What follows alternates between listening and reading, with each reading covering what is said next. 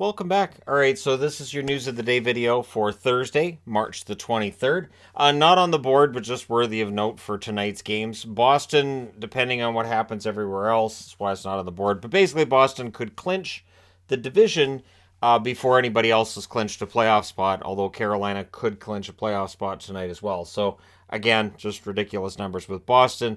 And so, just keep that in mind as tonight's games are going on. Logan Thompson will be starting tonight for the Vegas Golden Knights. Yep. So while I was uploading the Calder video, seriously, as soon as I hit to upload the video, then I'm looking over at various social media. I'm like, oh, look at that. Bruce Cassidy's confirmed that Logan Thompson will start tonight. Cool. So, Thompson returns tonight for Vegas. They've got some good goaltending out of Jonathan Quick. I think Patera did a pretty good job considering he's number 5 in the organization. And so now Thompson being back, we'll see how things go for the Vegas Golden Knights, which could be bad news for Calgary. But again, Calgary, they need to fight like their lives depend on it. And in terms of the playoffs, that would be the case. A loss tonight coupled with a win by Winnipeg, and that it's not lights out, but it's close. Then we get to talk about the Ottawa Senators as well today a couple of times, starting with Clevin has signed his entry-level contract, 3 years.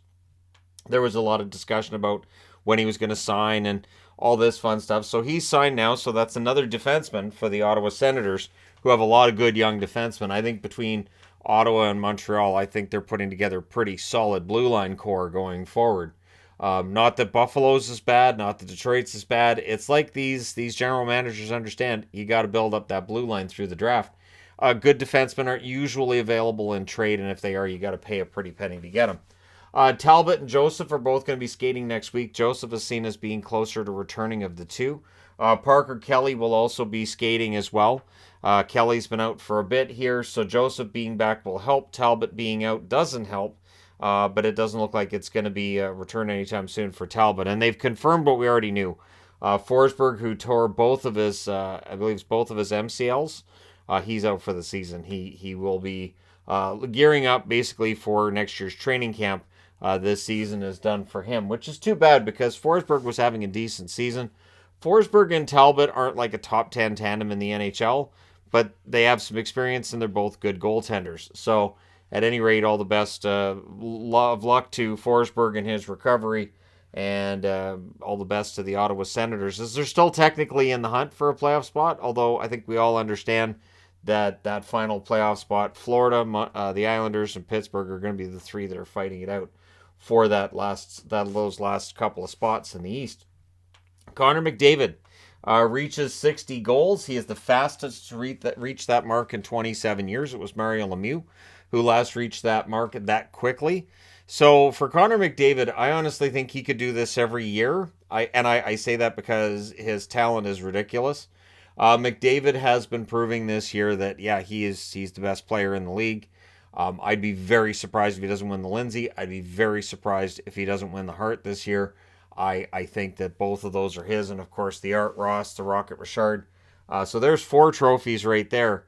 He'd love to add a Conn Smythe to that, and of course that's going to be the question with Edmonton, right? Is whether they're getting closer to or further away from a cup. So the Oilers need to go on a nice run this year and keep showing that positive progression. And McDavid may have that Stanley Cup ring yet. It would be nice to see a Canadian team win a Stanley Cup. There's always Canadians win the Stanley Cup, but Canadian team win the Stanley Cup, just to put to rest the discussion that's been out there since 1993 about why they haven't and who hasn't and who's responsible and all that fun stuff. But at any rate, McDavid's 60 goals. He may very well hit 70. He's on pace for 68, but I would say that if he says, I think I'll hit 70, I don't know that anybody stops him. Carlson's returning tonight for the Washington Capitals. He's been out for a while. Scary injury for him. Great to see that he's coming back to play for them. It's definitely made a big difference to that team. I mean, the power play without Carlson, and then Ovechkin's missed games here and there as well. It just, the Capitals have been decimated with that. Now with the Capitals, they're also a team that, much like Ottawa, they're not technically out of it. And with some help, they could pull themselves back into the playoff race, even though they sold at the deadline. So I guess with Carlson being back, that could help to spur the offense. And as long as their goals against stays down, maybe they pull themselves back into this race. Pittsburgh, a team that is currently above the playoff line, in part because Crosby had a fantastic goal last night. He becomes the 20th player in NHL history to have 11 30-goal seasons. Much like McDavid, I think Crosby could have had a lot more goals in his career than he's had. But he is a guy who likes to pass, and he's a player who is more concerned with the wins than he is about the goals and about the points. And I think McDavid's getting there too. When you look at interviews with these guys, it's basically along the same lines of it's about the team, it's not about them. And so for Crosby to have another 30-goal season, I would not be surprised if he has another 30-goal season next year.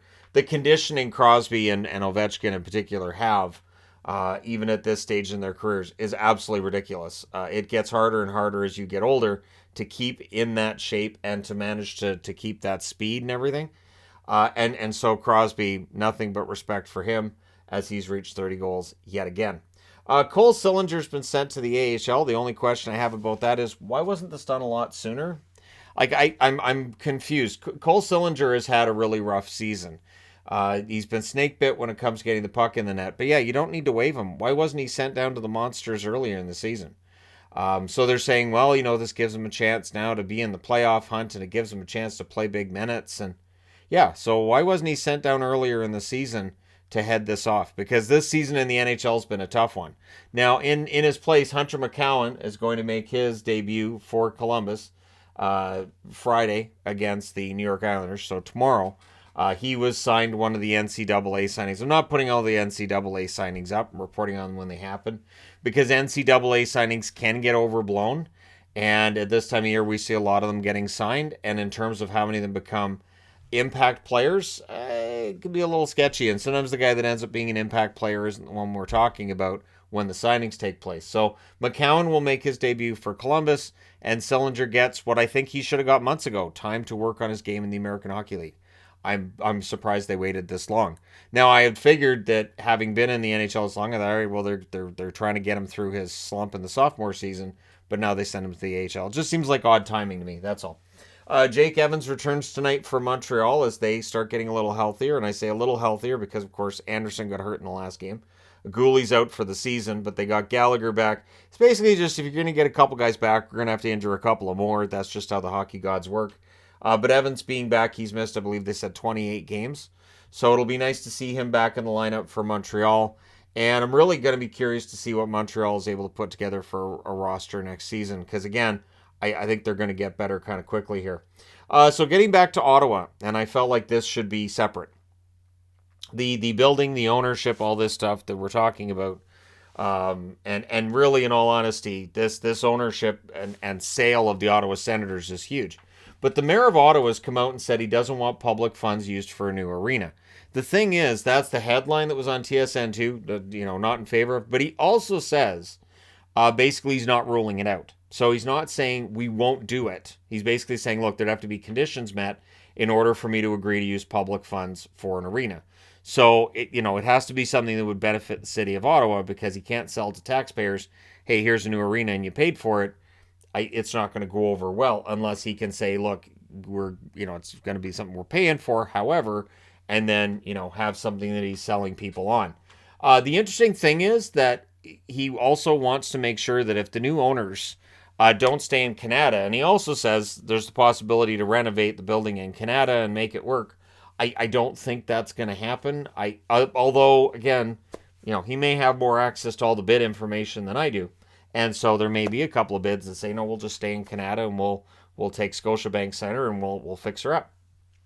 But what he wants is that if they do build a new building, if it's in LeBreton Flats, downtown, wherever they put it, that he wants the building in Canada to still be used. He wants it to be one that's full and one that's used for a big attraction. And so this is the thing. He said another big attraction in place and doesn't have to be a hockey team. And all I could think was, what big attraction could you put in an arena that was built for a hockey team that's going to attract enough people that if, and I'm not saying it's not important to Canada's economy. Of course it would be. The argument has been that it doesn't drive enough. It is tough for fans to get out to Canada from Ottawa, and that it would be it'd make a lot more sense for them to have a downtown Ottawa building. But I don't know what else you would put in that building. You can get concerts, but concerts doesn't that's not the kind of thing that I think he's talking about here. But yeah, so we'll see what they do and what the plan is when it comes to the sale and all of that fun stuff. But the plan is to have something in place as soon as possible. As I said in yesterday's video, Gary Bettman's supposed to meet with the prospective new owners from various groups on Monday and go through the process another step. The NHL taking their time while still speeding through this process as well, and that makes total sense. You don't want to end up making a mistake here, but you also want to make sure that this gets done quickly so that ownership, who's in charge, and you know what the plan is going forward. So let me know your thoughts in the comment section below as always, because the first thing I thought of was I want to put this in a video to put the question out to the people on the internet. So if a team moves out of a building, so let's say the Canucks say Rogers doesn't work for us anymore, we're going to move, and they put a building somewhere else in Vancouver, what would you put in Rogers in its place? Or do you convert the building in Canada into something else that would work as a big attraction? And again, I don't know how that would work. But let me know your thoughts and your ideas. Don't forget to hit like and subscribe if you're browsing your way through. You just happened upon this video. And hey, thank you guys so much for watching, for all your support. I will talk to you again soon.